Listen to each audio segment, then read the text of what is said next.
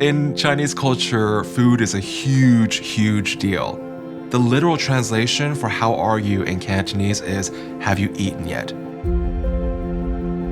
So my husband is Irish Italian, and when he met my parents for the first time, my parents made pork and shrimp dumplings.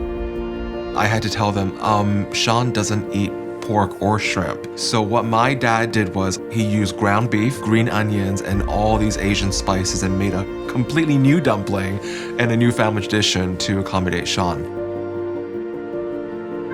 Sean had never, ever folded a dumpling before. That was the first time.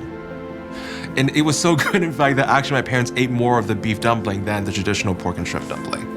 I've always been so grateful to my parents for loving me unconditionally and loving Sean unconditionally. The fact that we get to come together as a family, I mean, that's everything. At the end of the day, that is everything.